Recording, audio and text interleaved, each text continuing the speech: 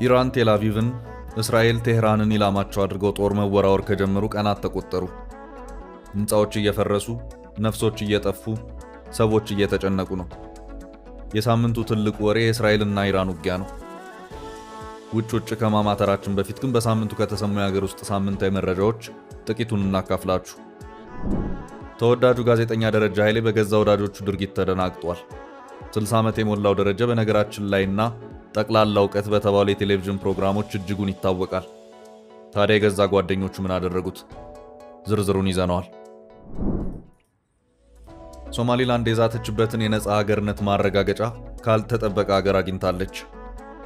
በቅርቡ ጠብቁ ነፃ ሀገር እንሆናለን እያሉ ሲይዙት የነበሩ ሶማሊላንዶች በመጨረሻም የተሳካላቸው ይመስላል። ይህ ስኬት ለኢትዮጵያስ ምን ይዞላት ይመጣ ይሆን? መረጃውን ይዘንላችኋል። ቁጥሩ በርከት ያለ ኢትዮጵያዊ ዲያስፖራ በሚኖርበት የሚኒሶታ ግዛት ያልተጠበቀ ጥቃት ተፈጽሟል።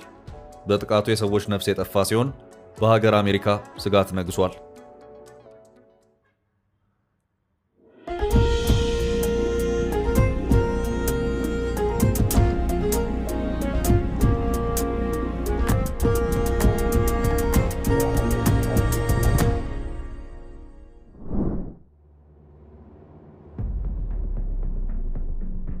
ደረጃ ኃይሌ በ60 ዓመቱ የሰራ በልኩ በማይከበርበት ሀገር የተከበረው ደረጃ ኃይሌ ይላል አንድ የሙያ አጋሩ የሆነውን ሲያብራራ። ከጀርባውም ከፊቱም ላለችው ለመናው ትዕግስት ሽፈራው ምስጋና ይሁን። የስመ ጥሩ ጋዜጠኛ ደረጃ ኃይሌ 60ኛ ዓመት የልደት በዓል ተከበረ። ለሀገራችን እንግዳ በሆነ መልኩ በወዳጆቹ የከበረው ደረጃ ኃይሌ ዛሬ ሁሉንም ከልብ ያረካ በዓል ነበረው። ወዳጆቹን ከመላው ዓለም በአንድ አዳራሽ አሰባስቧል። ወዳጆቹ ወዳጃቸው እንዲከብር ለ1 ዓመት ያህል ደክመዋል። ውጤትም አፍርተዋል። ጃምቦ ሪል ስቴት ዘመናዊ አፓርታማ ቢፈልግ ነገ የሚገባበት፣ ታሚሶል ኮሚኒኬሽን የቢዋይዲ መኪና፣ ሌሎች በሀገር ውስጥና በውጭ የሚገኙ ወዳጆቹና አድናቂዎቹ በአዜብ ወርቁ ተበዳሪ እንዳያበዛበት መጠኗ ይጠቀስ ብላ የገለጸችው የገንዘብ ስጦታ ተበርክቶለታል። ከገንዘቡ በላይ ፍቅር ተነጥፎለታል። እስከማውቀው ሰውን በልኩ ማክበር ልማዳችን አይደለም። ቀብር ማድመቅና ከንፈር መምጠጥ ሲወድቅ ጠብቀን መመጽወት ነው የሚያምርብን። ብዙ ሰዎች በወጉ እናመሰግናለን ሳንላቸው አምልጠውናል። ደረጃ ግን መውደድን በአይኑ አይቶ በእጁ ዳሰሰው ዛሬ። ይህ የዛሬው በዓል እንዲሁ በዋዛ የሚያልፍ አይነት አይሆንም። በደረጃ ሕይወት ውስጥ አዲስ የአስተሳሰብ ለውጥ ወይም ነውጥ የሚያመጣ ይመስለኛል። ደረጃ ዛሬ ቤት መኪናና ብር አይደለም ይዞ ወደ ቤቱ የሚገባው፣ የኃላፊነት ቋጥኝ ተሸክሞ ነው። አደራ ነው።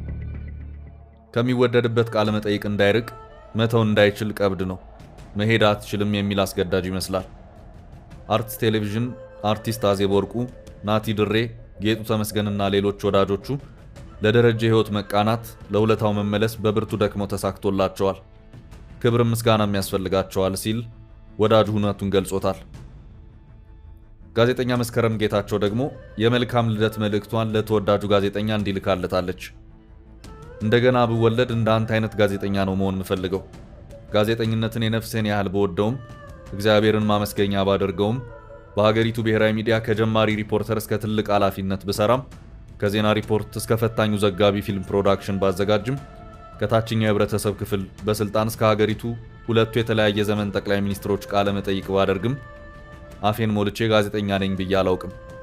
ምናልባት ሚዲያ ላይ ሰራለሁ ወይም ጋዜጠኝነት አካባቢ ያለው ነው ምለው። ለምን እንደ ደረጃ ኃይሌ ያሉ የጋዜጠኝነት ውሃ ልኮች ባሉበት ሀገር ጭራሽኛ መገኘታችን ለሀገሪቱ ቅጣት እስኪመስለኝ ይሸማቀቃለሁ። ደሬን በስልክም በአካልም የማውራት እድል ነበረኝና የበለጠ ባዶነቴን የተረዳሁት። ለካ ጊዜ እድል ሰጥቶን እንጂ ሙያው ከተደፈረ ቆየ። ደሬ የሀገር ታሪክ ሲያወራችሁ በሆነ ልብን በሚነካ መሳሪያ ተቀናብሮ የምትሰሙት ይመስላችኋል። ስለ ታላላቆቹ የህይወቱ ውጣ ውረድ ሲነግራችሁ ሰዎቹን ማግኘት ትመኛላችሁ። ራሱን የቻለ የሀገር ታሪክ ሰናጅ ነው። ቤቱ ቤተ መጻሕፍትና የድምፅ መሰነጃ ነው። ደሬ እንደዚህ ልሰራ አስቤ ነበር ስለው እንኳ ሳይሰስትና የኔ ብቻ ነው ብሎ ሳይኩራራ በታናሽነት ትህትና ይልክልኛል። የታላቅነት መገለጫ ለታናናሾች ዝቅ ማለት ነው። ደሬ የዛ ሰው ነው። ግን እንዴት ነው ያን ሁሉ ነገር የምታውቀው? እያንዳንዱን ቀንና ሰዓት ማትረሰው? ደሬ በህይወትህ ኑረህና ኑሬ ስላወቅኩህ፣ ስላየሁህ፣ ስላወራሁ ሁሉ እድለኛ ነኝ። ስለምወደው ሙያ ክብር ስል ዘላለም ኑር፣ ደጋግመህም ተወለድ። ከልቤ ስነግርህ እንደገና ብወለድ እንዳንተ አይነት ጋዜጠኛ መሆን ነው የምፈልገው። ግን እንዲህ አይነት የጋዜጠኝነት ሚዛን የሆነ ሰው ታሪኩ አለመሰነዱ ይቆጨኛል። ለነገሩ ማን ደፍሮ ከፊቱ ይቀመጣል? መልካም ልደት ደሬ። ሶማሊላንድ ተሳካላት። የአሜሪካ ኮንግረስ አባል የሆኑት ስኮት ፔሪ ሶማሊላንድን እንደ ገለልተኛና ሉዓላዊ ሀገር በይፋ እውቅና የሚሰጥ ረቂቅ ሕግ ማስተዋወቃቸው ተዘገበ።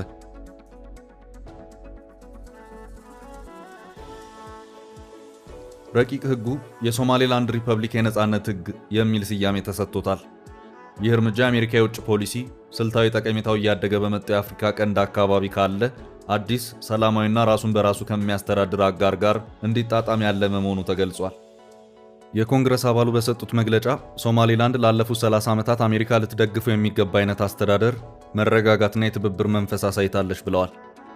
አክለውም የውጭ ተቀናቃኞች በአፍሪካና በዓለም ዙሪያ እየተስፋፉ ባለበት በዚህ ወቅት እሴቶቻችንን ከሚጋሩና ለደህንነታችን አስተዋጽኦ ከሚያደርጉ አስተማማኝ አጋሮች ጋር ያለንን ግንኙነት ማጠናከር የሀገራችን ፍላጎት ነው ሲሉ አስረድተዋል። የሶማሊያ መንግስት በሶማሌላንድ ላይ የሚያቀርበው መሰረተ ቢስ የይገባኛል ጥያቄ አሜሪካ ዴሞክራሲያዊ ምርጫዎችን ከምታካሄደው እንዲሁም የባህር ላይ ወንበዴነትንና ጽንፈኝነትን በንቃት ከምትዋጋው ሶማሌላንድ ጋር ጠንካራ ዲፕሎማሲያዊ ግንኙነት እንዳትፈጥር እንቅፋት ሆኗል ብሏል የኮንግረስ አባሉ መግለጫ። ይህ ረቂቅ ሕግ ለኢትዮጵያና በቀጠናው ለሚኖሩ ሀገራት ምን ይዞ ይመጣ ይሆን የሚለው ጥያቄ አጓጊ መልስ ይዟል። ሶማሊያስ በዚህ ሐሳብ ምንኛ ትከፋለች? ጊዜ መልሱን ይነግረናል።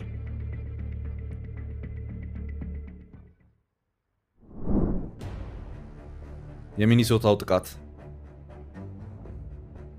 የሚኒሶታ ግዛት ሕግ አውጪ ምክር ቤት አፈ ጉባኤ ሜሊሳ ሆርትማን ሲገደሉ ሴናተር ጆን ሆፍማን ቆስለዋል። የሚኒሶታ ግዛት ተወካይ የሆኑት ሜሊሳ ሆርትማን በቤታቸው በደረሰባቸው ጥቃት ከባለቤታቸው ጋር ሲገደሉ የሚኒሶታ ሴናተር ጆን ሆፍማንም ከነ ባለቤታቸው ቆስለዋል። ትላንት የተፈጠረውን ሁኔታ አስመልክተው መግለጫ የሰጡት የሚኒሶታ ሀገረ ገዢ ቲም ዋልዝ እንዳሉት በሁለቱ ፖለቲከኞች ላይ የደረሰው ጥቃት ፖለቲካዊ ቀውስን ለመፍጠር ያለመ ነው። ድርጊቱን የፈጸመውን ሰው ለመያዝ አሰሳ እየተደረገ መሆኑንም የፖሊስ ኃላፊዎችና የከተማይቱ ባለስልጣናት ተናግረዋል። የሚኒሶታ ተወካዮች ምክር ቤት አፈ ጉባኤ የነበሩት ሆርትማን ቅን የህዝብ አገልጋይ ነበረች ያሉት አገረ ገዢው እሷ ምትክ የላትም በማለትም አድናቆታቸውን ገልጸዋል። ዴሞክራቱ ሴናተር ጆን ሆፍማን እና ባለቤታቸው ኢቬት በተደጋጋሚ በጥይት ተመተው ከፍተኛ ጉዳት የደረሰባቸው ሲሆን ከፍተኛ ሕክምና እየተደረገላቸው እንደሚገኝ ሀገረ ገዢው መናገራቸው ተዘግቧል። የእስራኤል ኢራን አሁናዊ ጉዳዮች። እስራኤል የኢራን ነዳጅ ማከማቻ እንደበደበች። የእስራኤል አየር ኃይል ከጥቂት ደቂቃዎች በፊት በቴህራን አቅራቢያ የሚገኘውን ሻህራን የነዳጅ ማከማቻ በጦር ጀቶች መደብደቡን የኢራን ሚዲያ ዘግቧል። የኢራን የነዳጅ ሚኒስቴር እስራኤል ጥቃቱን ማድረሷን አረጋግጦ ሁኔታው በቁጥጥር ስር ነው ብሏል። የጥቃት ኢላማ በተደረገው ታንክ ውስጥ ያለው የነዳጅ መጠን ከፍ ያለ አልነበረም። እናም ሁኔታው ሙሉ በሙሉ በቁጥጥር ስር ውሏል ሲል የነዳጅ ሚኒስቴሩ የሻና ዜና ወኪል ገልጿል። እስካሁን ጥቃቱን አስመልክቶ ከእስራኤል መከላከያ ኃይል የተሰጠ መግለጫ የለም። ፑቲን እስራኤልና ኢራንን ለማሸማገል ዝግጁ ነኝ ብለዋል። የሩሲያው ፕሬዝዳንት ቭላዲሚር ፑቲን ከኢራኑ ፕሬዝዳንት መሱድ ፔዚሽኪያን እና ከእስራኤል ጠቅላይ ሚኒስትር ቤንያሚን ኔታንያሁ ጋር በስልክ መወያየታቸውን ክሬምሊን አስታውቋል። ፑቲን ሁለቱን መሪዎች በስልክ ማነጋገራቸውን ተከትሎ በክሬምሊን የተሰጡ ዋና ዋና መግለጫዎች ፑቲን የተባበሩት መንግስታት ድርጅት ቻርተርና ዓለም አቀፍ ሕግን የጣሰውን የእስራኤል ድርጊት ሩሲያ ታወግዛለች ብለዋል። ፑቲን በእስራኤል ጥቃት ሳቢያ ለደረሰው በርካታ ሞት ለኢራን መንግስትና ሕዝብ ሐዘናቸውን ገልጸዋል።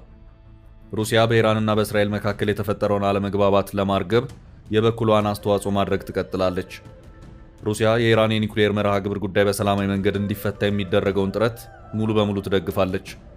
ፑቲን ከኔታንያሁ ጋር ባደረጉት ውይይት ወደ ድርድር ሂደት የመመለስን አስፈላጊነት አጽንኦት ሰጥተዋል። ፑቲን ውጥረቱ እንዳይባባስ ለማሸማገል ዝግጁ መሆናቸውን ተናግረዋል። የኢራን ፕሬዝዳንት ቴህራን ለእስራኤል ጥቃት ተገቢውን ምላሽ እንደምትሰጥ ለፑቲን አስታውቀዋል። በአጠቃላይ በሁለቱ ሀገራት ጉዳይ እስካሁን ያለው መረጃ ተጨምቆ ሲቀርብ ያለው ሁኔታ የሚከተለውን ይመስላል። እስራኤልና ኢራን የሚሳኤል ጥቃቶችን ሲለዋወጡ በከተሞቻቸው በቴል አቪቭ፣ ኢየሩሳሌምና ቴህራን ፍንዳታዎች ተሰምተዋል። ኢራን በፈጸመችው የሚሳኤል ጥቃት ማዕከላዊ እስራኤልን መምታቷን ዘገባዎች አመልክተዋል። እስራኤል የኢራን የኒውክሌር መሠረተ ልማት ላይ በርካታ ጥቃቶችን መፈጸሟን አስታውቃለች። የቴህራን ነዳጅ ሚኒስቴር በዋና ከተማው የሚገኘው ሻህራን የነዳጅ ማከማቻ በእስራኤል ጥቃት መመታቱን አስታውቋል። የኢራን ፕሬዝዳንት መሱድ ፔዜሽኪያን እስራኤል ጥቃቷን የማታቆም ከሆነ እጅግ የከፋ ምላሽ እንደሚሰጡ ዝተዋል። ጥቃቱ የደረሰው ዋሽንግተንና ቴህራን በኢራን የኒውክሌር መርሃ ግብር ላይ እሁድ ዕለት ድርድር ይቀጥላሉ ተብሎ በሚጠበቅበት ወቅት ነው። አደራዳሪዋ ኦማን ድርድሩ መሰረዙን ተናግራለች።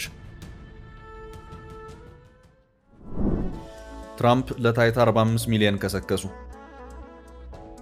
የአሜሪካ መከላከያ ሚኒስትር ፒት ሄግሴት በመካከለኛው ምስራቅ የተፈጠረውን ውጥረት አስመልክቶ በሰጡት መግለጫ ዜጎቻችንን፣ ወታደራዊ ካምፖቻችንንና ጥቅሞቻችንን ለማስጠበቅ በጠንካራ አቋም ላይ ነን። የአሜሪካውያንን ደህንነት እናስጠብቃለን። አሜሪካ በቀጠና የሚገኙ ዜጎቿን ለመከላከል ዝግጁ ናት። በአካባቢው ቁልፍ ጥቅሞች አሏት ካሉ በኋላ አሜሪካ 250ኛ ዓመት የጦር ሰራዊቷ የምስረታ በዓልን ምክንያት በማድረግ ከፍተኛ ወታደራዊ ትዕይንትን በዋሽንግተን ዲሲ እያሳየች ነው። 45 ሚሊዮን ዶላር ይፈጃል የተባለው ወታደራዊ ትዕይንት ከ6000 በላይ ወታደሮች፣ 150 ተሽከርካሪዎችና 50 የጦር አውሮፕላኖች እንደሚሳተፉበት ተዘግቧል።